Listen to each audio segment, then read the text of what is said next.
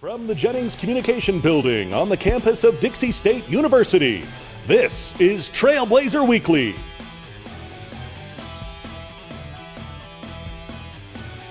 Welcome inside Trailblazer Weekly. We are back live in the Jennings Communication Building on the campus of Dixie State University.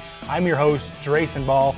Thank you so much for joining us. We've been off for a couple of weeks, but we have got a loaded show for you today. Head coach John Judkins of the men's basketball team joins us a little bit later on. Plus, it's National Signing Day. That means head coach Paul Peterson of the football team will be joining us to talk about all the new recruits that have been signed as the newest members of the Trailblazer football team.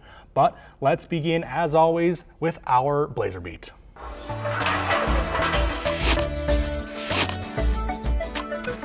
First up on our Blazer Beat, volleyball has begun their season and already a couple of matches in. They are 3-2 overall on the season, and they defeated the University of Texas Rio Grande Valley in their home openers, both in 3 sets, a couple of convincing 3-set victories over the Vaqueros from the University of Texas Rio Grande Valley. Good to get those games started in volleyball. 3-2 overall in the season, 2-2 in the Western Athletic Conference.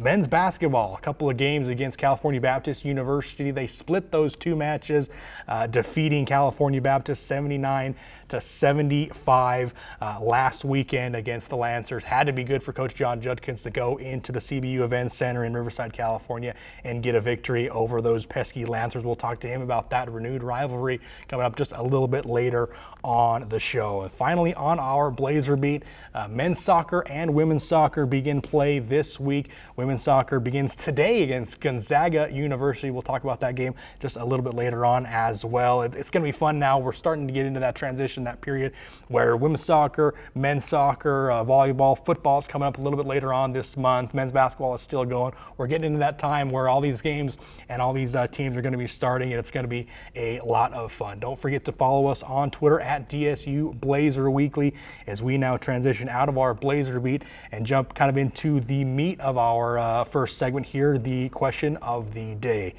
And I just kind of had, obviously we've now had a show for a couple of weeks, obviously through Christmas break, and we wanted to make sure we got these games going before we really started to jump back into doing episodes every week. But one of the things that I wanted to talk a little bit about is kind of just my first impressions of the Division I schedules that we've seen, and obviously talk a little bit about what I've noticed and kind of my first impressions of the performances so far of the few teams that we've got in action.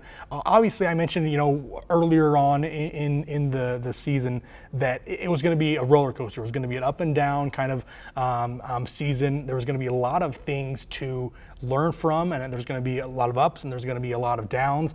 And I think we've seen that. I think there's been some really high highs and some really low lows, especially for a few of the different teams out there. And I've mentioned this before, it's going to be a long process. And there's a reason they give these new Division I entry teams 4 years of a window before they're postseason eligible, and it's because most Division II teams that are moving up into Division I need that transition period to be able to really be competitive in Division I. One thing, obviously, men's basketball, they've played the most games. They're 5-8 after having women's basketball be canceled after just 3 games of the season. But one thing I noticed about men's basketball at the Division I level, it just seems like everyone is just bigger. And I'll use one of the games that we had here recently, one of the more marquee games that we had here recently was the University of New Mexico was able to come up to Burns Arena and play against Dixie State. And one of the things I noticed is just the size and the length of New Mexico's team compared to Dixie State's team. For reference, New Mexico's starting lineup went 6'1", 6'5", 6'8", 6'6", and 6'9" was their starting lineup, and they were all extremely long.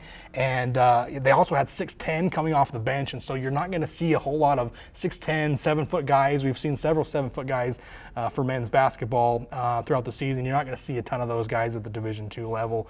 Also, one interesting note about men's basketball is that we've kind of seen in this 2-pod schedule, there's been one game that's been really, really competitive, and Dixie State has a chance to win, but then there's also been one game that's been a blowout. And UT Rio Grande Valley, we lost by 33 one day, and then we lost by 7 the next day.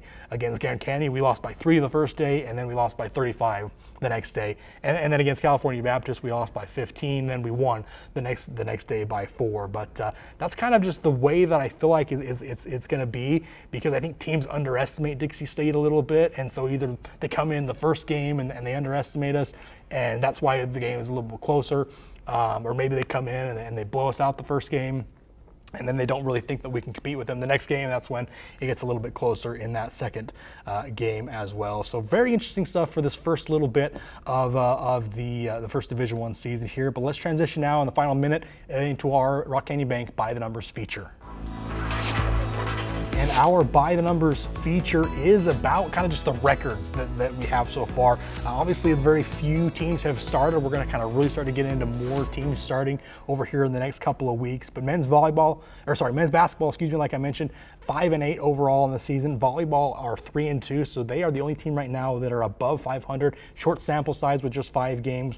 Women's basketball, obviously 1-2. They had their season canceled just a few weeks ago, but they did finish their season 1-2. Got to count those as well. And then tennis has started 0-5 for an overall combined record of 9-17 for the sports that have been competing so far. The ones that have record, obviously women's swimming doesn't have a record because they just have individual meets. But of the teams that have an overall record, 9-17 combined for the sports here at Dixie State in their first year of Division I. But first segment gone just like that. When we come back, we'll be talking about a WAC walkthrough segment that we'll be highlighting one of the teams in the Western Athletic Conference to get to know them just a little bit better. Back after this quick timeout on Trailblazer Weekly.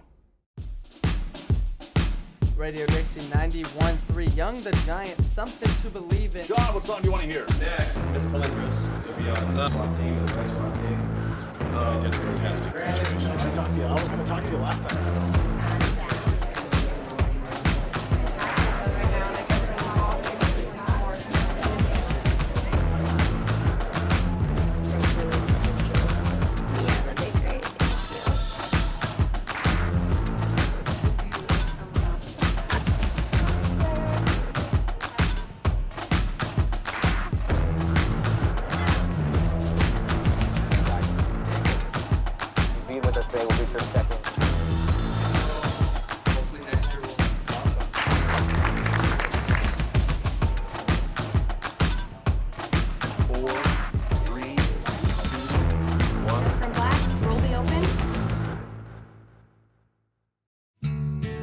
Beyond the park you know, exists a world you don't. A world that is greater. Greater than just one passion. Greater than just one adventure. Greater than just one moment. Come to where life is greater. Come to Greater Zion. Welcome back live inside Trailblazer Weekly as we continue on and talk about our second segment, which is going to be our WAC walkthrough. And we've done this from time to time as we have wanted to go through the WAC and the new conference that Dixie State is in and highlight one team and kind of get to know them just a little bit better. And this week's WAC walkthrough team is California Baptist, a team that Dixie State knows very, very well from their days in the Pac West. One of the better rivalries in the Pac West, the Dixie State and California Baptist, the Lancers out of Riverside, California. Probably one of the teams that is most similar to Dixie State in terms of size, with an enrollment of 11,317. Dixie State right around that 11,300 mark as well. And Dixie State this season will play California Baptist, or has already played California Baptist in terms of men's basketball. Plays them in men's basketball, men's and women's soccer, volleyball, baseball, and softball. Those are the teams that will be playing against California Baptist and the Lancers this season. California Baptist, as we know, they moved into the WAC back in 2018. Their final season in the Pac West and in Division II was back in that 2017-2018 season, in which Dixie State, the men's basketball team, went into the CBU Events Center and defeated the Lancers on their home floor to win the Pac West championship that year. One of the most thrilling games that we've had in the Division II era. They moved into the WAC following that season, and it's going to be a fun rivalry going forward. Just a quick note on a couple of teams for California Baptists that have had success over the last season that they've been in the WAC. Women's basketball, women's soccer, and baseball all finished in second place in the Western Athletic Conference back in 2019. So there is some stiff competition, even though the Lancers are relatively new to the Western Athletic Conference, and we have played them as recently as 2018. They have definitely improved and gotten into that Division I and been able to play really well. And I'm really looking forward to this rivalry with California Baptist. It was always so fun to go to those games, the baseball games, or the men's basketball games, or whatever it may have been, in the Pac West and in Division II, and play the Lancers. And it's going to be a lot of fun going forward, and they're going to be in our conference for a long time to come. It's going to be fun. But that is our WAC walkthrough. When we come back, head coach John Judkins joins us to talk about that victory last weekend over the Lancers, and we talk about much, much more coming up after this timeout on Trailblazer Weekly. There's a rush coming. Let's rush best 9 plays from last week in Region 9. Number 1 better be good. One-handed grab, and Luke Wright is going to score a touchdown on one of the better grabs you'll ever see in high school football. Lawrence, are you going to do anything, or are you just going to sit there? This is Henry Bouchard, Cape Girardeau, Missouri. I never found a customer base more in need of fine American-made sucking power than I found up and down the Wasatch Front in the mid-1980s. There's one thing coaches love, it's media guys telling them how good or bad their team is. My pick for the 4A state championship this year when it comes to football is the Stansbury Stallions. Give me a break. This isn't a contest about who can shovel the most corn silage. I like Pine View.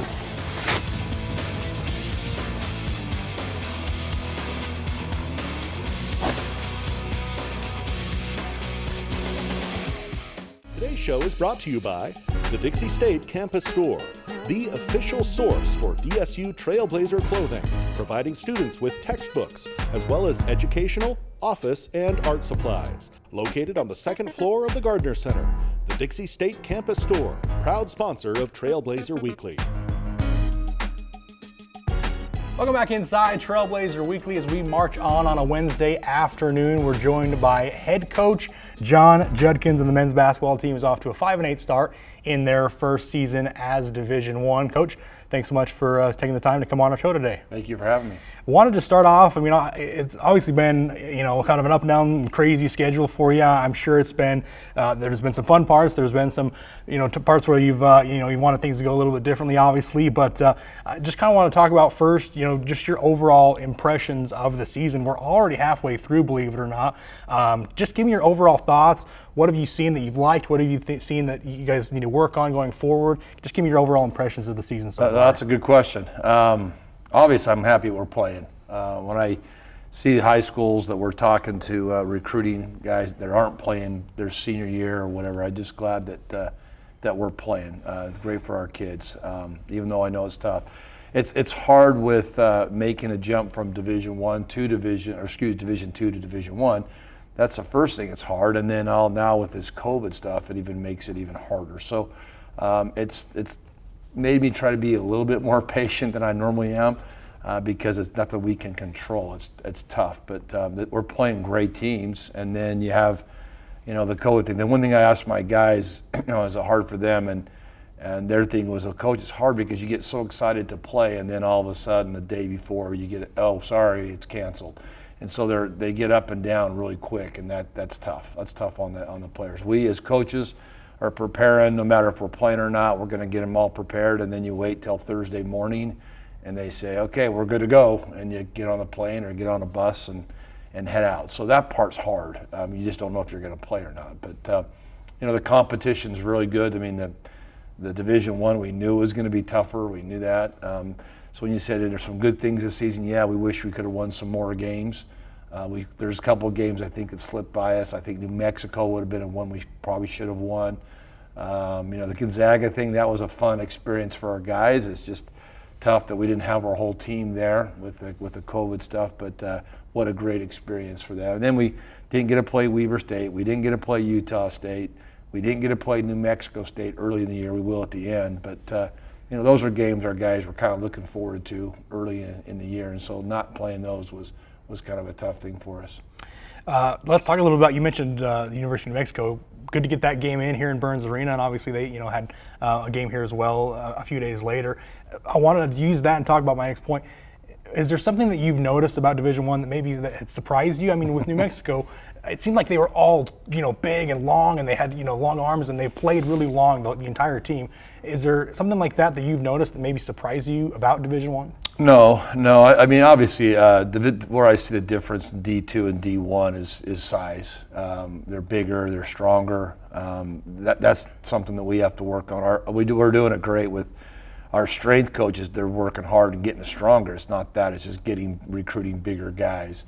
But the game's changed a lot too. So you see a lot more fours. Like last weekend against Cal Baptist, there was 4 guards and 1 big. They didn't have a 4-man that was above 6'5", and so it was a tough matchup that way too for us. So I don't know. But that's where I normally see it, is just the size. They're just bigger, stronger. Where I see the biggest difference is coaching staffs, is trainers, is strength coaches. I mean, they travel with everybody. You saw us against Grand Canyon. Jake, my assistant, was quarantined, and then Dave Foster, his wife, they had a baby. So it was me and Andrew was the only 2 there, and they had 10 coaches on their bench. So those are the biggest things that I see the difference, and we're getting it there. That's what our president and AD have said, that we're going to try to step by step to get where they need to be. But it's fun. Division I's, I think the fans like it. They know teams who are playing, and to get that New Mexico game, even though we didn't play great, was a big one for us. To get a team like that to come to play in our hometown, in our court, I thought that was big. That would have been a fun one, especially if we didn't have COVID, because we could have packed it and had hopefully a whole different turnout. But to get those, hopefully they'll play us again. I thought they were great. We were great with them. That's all they said were, hey, thanks for working with us, because they're in a tough spot. I would not want to be in that spot. So that was fun, and but hopefully we can do that again and play better. Yeah, certainly a fun game for me to watch, and one that you feel like you could have had there right there towards the end. Let's talk about kind of the scheduling. I know you get this question a lot, and it's a question I think it needs to be asked. The pod type schedule, where you play the same team back to back on two days. How has that been difficult? How has that been an adjustment? What have you noticed about this kind of scheduling that they had to do for the COVID? Well, the only good thing about it is everybody's doing it. Everybody. There's no advantage of their team playing on a Thursday, because they won't let that happen. But it's really hard. The advantage they make it a little bit better was playing the same team. Because you're already there, you're already in the hotel. That part's not a big deal of travel. Because the reason why they normally do a Thursday, Saturday, is that the Friday day is the day you travel to the next site. But that extra day, and you should ask this question to our trainers, because that extra day in between makes a big difference with these student athletes, with their bodies, with the injuries, with the just the pounding of their legs. I mean, if you came after our game on Friday nights and saw us in the training room or see us in the hotel, we get Kelby, our trainer, give him a room. It's got 2 beds. Just because there's so many guys in there, we throw them on that's their training room, is that hotel room. And he's done a great job of trying to get them where they need to be. We've tried different things of bringing different kind of food and different things in, trying to get carbs in them as quickly as we can for a Friday night. So it's really a tough thing for the student athletes to bounce back that fast. Coaching-wise, it's good and bad. When you lose a game, you're great that you play right away, because you're pretty upset and you want to get out and play again. But there's a lot of strategy in that second game, and to make adjustments from watching film. You're up till 12, 1 o'clock, 2 o'clock in the morning trying to make those adjustments, and then you're getting up in the morning and showing the guys, hey, we got to change this. It's tough. It's a tough thing. But like I said, everybody's got to do it. I get it. I get why they decided to do it, but I was hoping that we could have had the Thursday night game and then a Saturday afternoon game and got home and got our kids some rest on Sunday. So that's the only thing I don't like about it, is now we're getting home Sunday afternoon, Sunday night, and they don't really have a chance to really rest and get ready for the next week. Yeah, it's got to make it difficult for those players playing back-to-backs every single week. Talking with head coach John Judkins here, live on Trailblazer Weekly as we continue on. 5-8 overall in the season so far, and you got your first WAC win over California Baptist. Had to have been nice to go into CBU and get that victory over a longtime Pac-West rival, and now obviously you're going to kind of renew that rivalry now in the Western Athletic Conference. Had to be nice to go in there and get a win against the Lancers. Yeah, it was. I mean, you look at our 6 WAC games.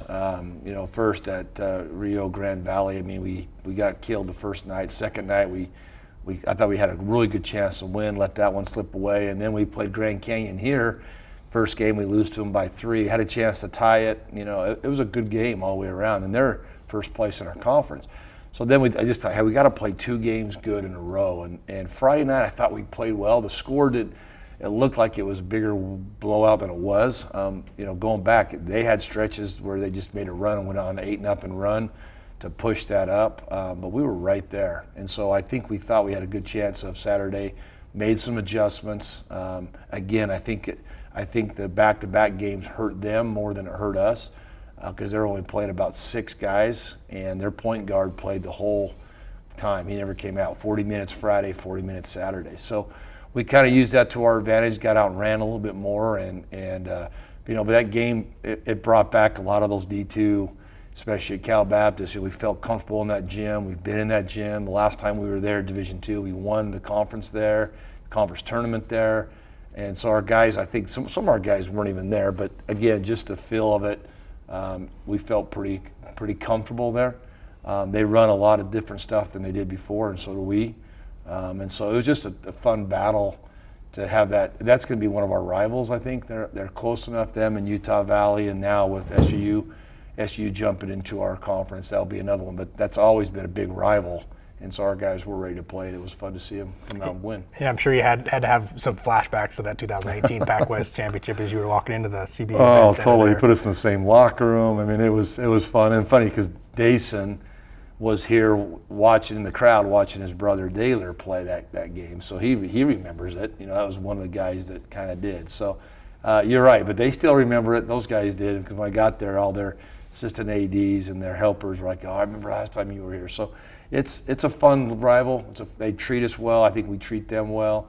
It's just going to be one of those big rival games every year. It's going to be fun to watch. Coach, with just about 30 seconds left, just kind of give me a quick summary of kind of what you guys expect for the rest of your season. Obviously, more than halfway through now. You bring in Seattle University this weekend into the Burns. Kind of what are your goals going forward towards the end of the season? Well, we want to keep winning. That's the whole idea. That's why you play this game is to win. It's weird to think that you're halfway or over halfway done with your season. We've only played 13 games. That's kind of weird because I think our guys are starting to come. It normally this would be like a end of December, January kind of a thing is where you see your team start to gel, and right now we're doing that, but it's February. It's kind of weird. So Seattle's a very good team. They lost in overtime. Their last game they played, they lost in overtime against Utah Valley. They have 2 guards that are quick, and everything goes through them. So we have to do a really good job of defending it. But it's going to be nice to be back home. The crowd makes a big difference. The Grand Canyon game, Bryce telling that was fun to play in front of 1,000 people, and we hope that we can get more out this weekend. But this will be a big weekend for us to see if we can turn that corner, and finish strong. And we don't have any postseason play, but we want to finish as strong as we can, and this will be a big weekend for us. Well, Coach, it's been fun to watch you. It's been fun to see the transition, and I'm certainly a big fan of yours, and hopefully we can continue to win some games and get this first season of Division I over. He's head coach John Judkins of the men's basketball team. Up next, we're going to be talking to the head coach of the football team because it's National Signing Day. Head coach Paul Peterson joins us after this quick timeout. 1, 2, 3, 4. 0.52 kilograms. This graph is square. Pretty close. Artemisia is all the sagebrushes, but there's your needle and thread. Which one is this? Come down. Turn please, right? Sodium carbonate.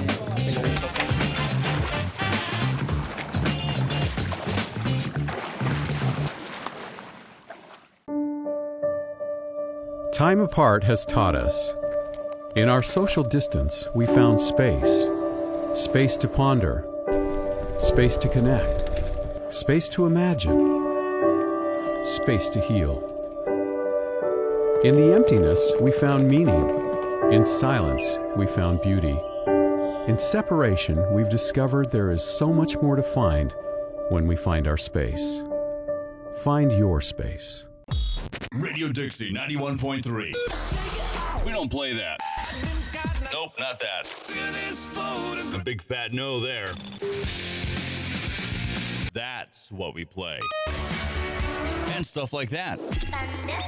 On St. George's only alternative, Radio Dixie 91.3. Oh, and from 9 till midnight, we play this. I need a one dance. And this. Radio Dixie 91.3 FM. Welcome back inside Trailblazer Weekly. We're joined now by head coach of the football team, head coach Paul Peterson. As it is National Signing Day, we've got a handful of new signees, new players for this Dixie State football team, and we're glad to be talking to head coach Paul Peterson about these new signees. Coach, thanks so much for being on our show. It's always a pleasure when you get to join us. Thanks, love it. Let's just start right off. Obviously, National Signing Day. It's one of the biggest days, non-game days of the off season. Let's talk about the recruits that you were able to go out and sign. And I wanted to start and preface it kind of asking you: was there any sort of area of the team or a specific position, or maybe it was more offense, maybe it was more defense? Any specific areas of the team that you felt like you really needed to address in this signing class? Yeah, definitely. Well, one of the things that we feel really, really bad about is this. Is the kids not being able to play, and with the COVID restrictions, and there's some really good athletes out there. We were very, very selective with who we decided to sign, and I think we lucked out with some of these kids that maybe in another year wouldn't be considering us because they'd be at a higher level. That's my opinion of them. They're fantastic. We definitely had some needs to fill. Not very many guys leaving after this semester, or even the fall, so there wasn't very many spots. So normally we've had bigger signing classes in the past, and this one's fairly small. We addressed some needs at defensive line position. That's the one that we signed the most guys. I think we signed 6 guys out of there, and I thought we did a really good job. Coach Fongopo did a good job. With our recruiting visits, there's no on or off campus contact with the student athletes, so we got really good at Zoom, and our coaches did a really good job of showing what we have here at the school.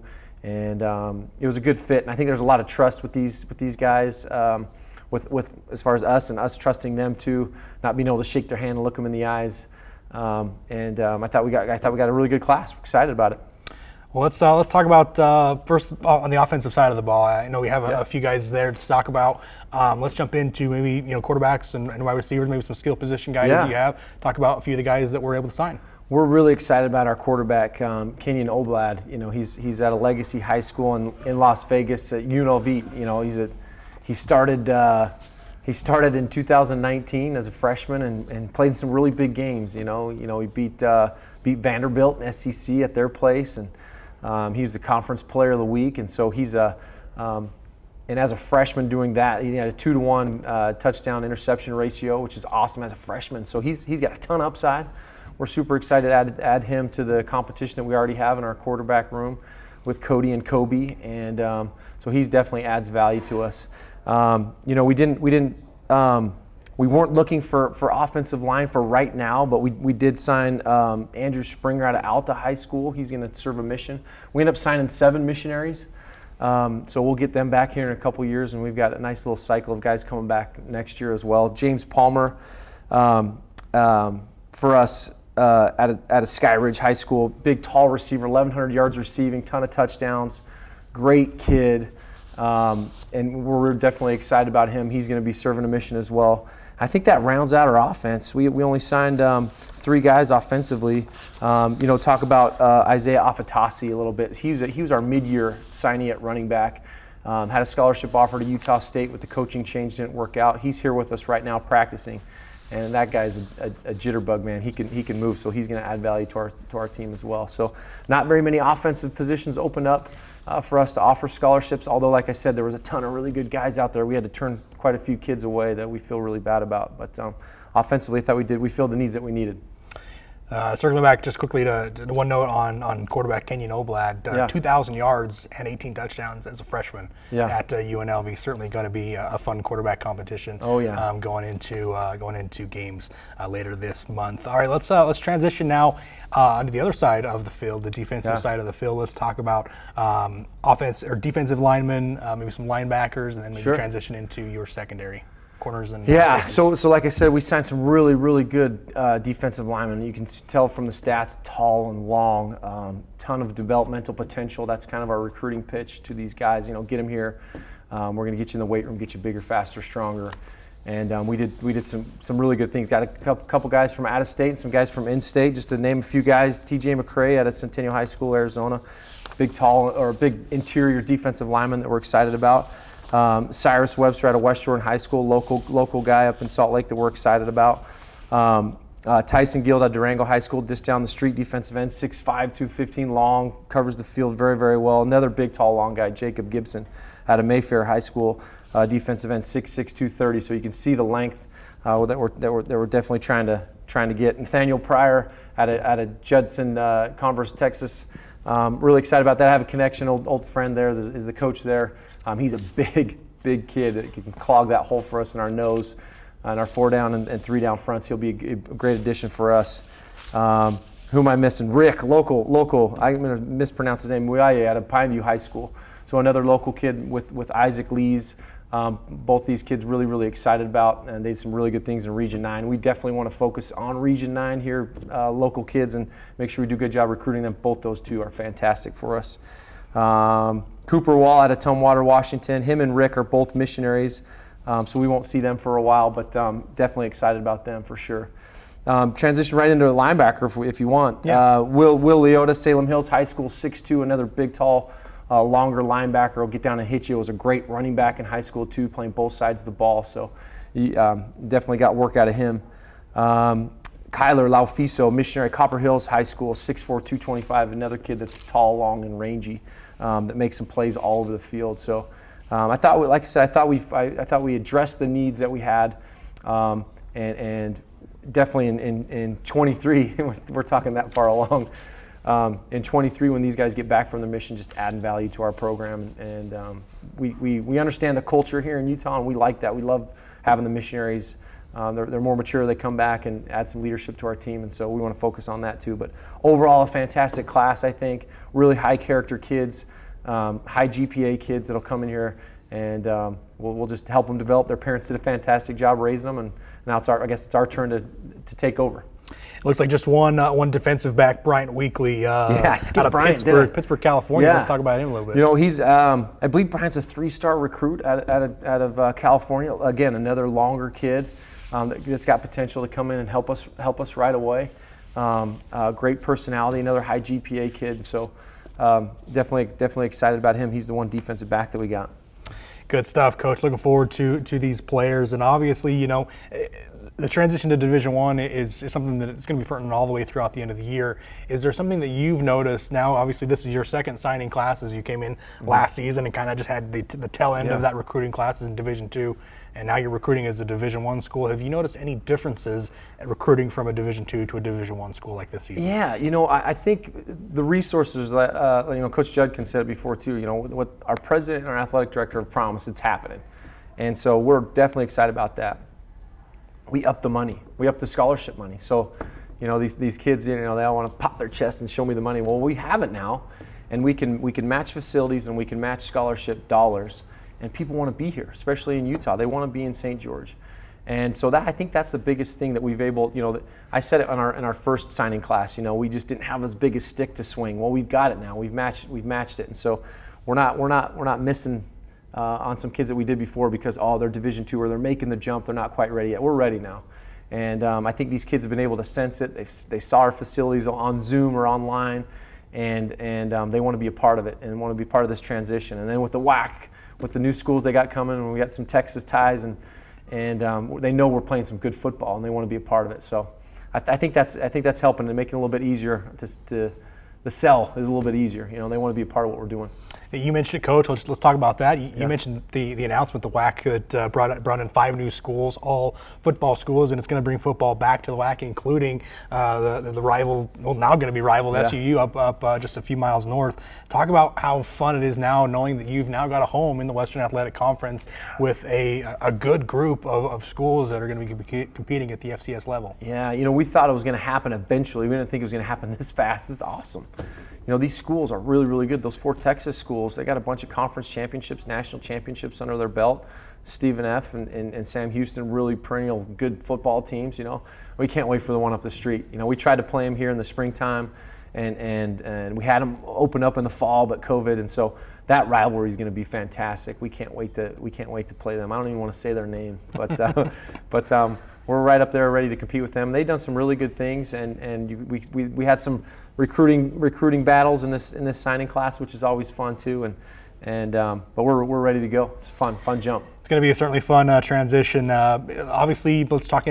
Practices have started for this little shortened schedule you're going to have here in the spring. Let's talk about practices getting going, and your first matchup with Tarleton at the end of the month is coming up very quickly. What have you noticed? What's going on with practices and getting ready for your first game? That's one thing that was interesting about this too. Normally you have a signing class, you're out there, you're getting in these kids' faces and going to their school and doing home visits and then bringing him around campus, and so it's all that got cut out. Now on top of that, we're practicing in the middle of this, So we had a couple breaks in practice where a couple coaches were like, "Oh, the scholarship came in on their phones," and so that's just weird. It's just a little different, but definitely fluid. So everything's fluid right now. Our practice, normally we'd have a fall camp. There's no camp, and we've got to do our 20 hours, and the kids are in class, and so they're physically challenged right now. We normally you have a little bit more break in between stuff, but they got to hurry and go to class, so that balance in that schedule is a little bit tougher. But yeah, 3.5 weeks away. It's awesome because our kids know we're going to play, and they're looking forward to that challenge to be able to play. And before it was kind of like, what if? And I think these teams like Tarleton, I know they're going to play, and we're going to play. We just got to be safe and make sure this COVID doesn't affect us, but we'll play some football games. It's awesome. It's going to be a lot of fun, Coach. I know I've looked forward to it for a long time now that we've announced the Division I transition. Quick, before I let you go, I have to ask you, who do you got for the big game on Sunday? Oh, the big game. I'm like, who's playing? What are you talking about? I think both teams are fantastic. I'm a big Tom Brady fan. I think he's awesome. You heard it here first. Tom Brady gets his 7th victory on Sunday. That'd be pretty cool. He's head coach Paul Peterson of the football team. First game is February 27th at Tarleton State. It's going to be 2 p.m. Central Time. You can catch live stats and video streaming information at DixieStateAthletics.com. Head coach Paul Peterson will be back on Trailblazer Weekly right after this timeout. There's a rush coming. Let's rush best 9 plays from last week in Region 9. Number 3, we go to the soccer field. Same field, different sport. Brianna Stewart bends it like Mia into the top corner pocket. Take a peek at your letters. You can send us mail at any time. What's up with the stupid robot? His prediction percentage is lower than my dog's IQ, and my dog is dumb as a rock. Lawrence, are you going to do anything, or are you just going to sit there? There's one thing coaches love. It's media guys telling them how good or bad their team is.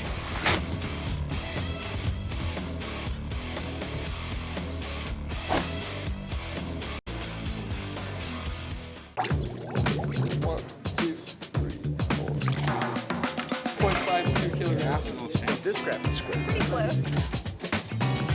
Artemisia is all the sagebrushes, but there's your needle and thread. Which one is this?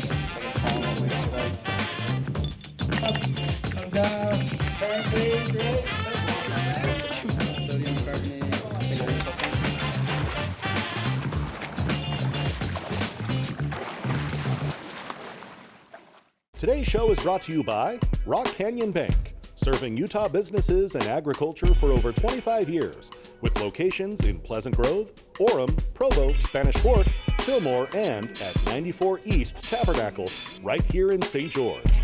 Rock Canyon Bank, back to banking. Member FDIC, equal housing lender. Welcome back inside Trailblazer Weekly. Man, it was fun to talk to head coach Paul Peterson about the new recruits and the newest members of the Dixie State Trailblazer football family. It's going to be fun. I can't wait to get these football games going and get this football season, the shortened kind of small schedule for the spring going. But it's time for our final segment. Let's move into our Player of the Week, and let's give that award away right now. And it's going to Megan Trainer of the women's volleyball team. Megan Trainer was outstanding in the two matches this week, Monday and Tuesday against the University of Texas Rio Grande Valley. 15.5 kills per match, 12.5 assists per game, and 8.5 digs per game. She had a double-double in Monday's matchup, and then she followed it up with a triple-double in Tuesday's matchup, and Dixie State was able to go on and defeat the Vaqueros in both of those matches in 3 sets apiece, and Megan Trainer was tremendous. She's a senior on this team, and she is one of the glue guys of this women's volleyball team, and I think they got a lot of good things coming up for them in their schedule for the rest of the season. Let's move on down to our highlights of the week. I call them highlights of the week. Normally it's just one, but it's highlights of the week this week because it comes from that women's volleyball matchup on Tuesday against the University of Texas Rio Grande Valley. Going to start off with it is Kate Hardy. She took over in that final set, as you noticed. In these next few points, she is the one that results in the kill on every single one of them. There was a run of 13-1 for Dixie State in that final set, and of those 13 points, Kate Hardy accounted for 5 kills and 2 block assists during that massive run that led the Trailblazers to win that third and decisive set in the final match of that game, and really was spectacular all the way throughout. Kate Hardy played tremendous throughout the entire game. She led the Trailblazers in kills with a career-high 17 kills in that Tuesday matchup against the Vaqueros, and she was sensational, and those are our highlights of the week. Well-deserved for Kate Hardy. And now let's transition into the final bit of this final segment, which is our Game of the Week.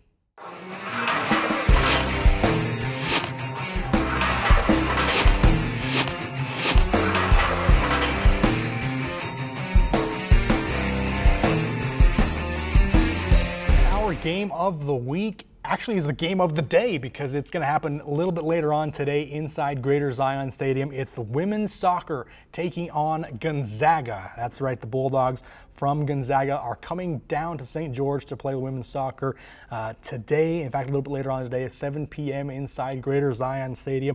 The Zags from last season, a 12-6-1 overall record and a 5-3-1 record in their conference play. Certainly a team that you love to have come into your home stadium and play, and going to be a fun matchup against Gonzaga. This women's soccer team, remember, coming off the South Central Region title last season, a very great season for this women's soccer team. It's going to be fun to see how they transition into Division I as they match up with one of the tougher opponents that you'll ever see in Division I women's soccer, and that is going to be Gonzaga, the Bulldogs. It's going to be a lot of fun. So make sure you tune in to that game. You can find live stats at DixieStateAthletics.com to follow along with that game, as that is our Game of the Week a little bit later on today in Greater Zion Stadium. But that is going to do it for this episode of Trailblazer Weekly. I want to give a big shout out to all of our sponsors, Rock Canyon Bank and the Dixie State Campus Store. I want to thank everyone here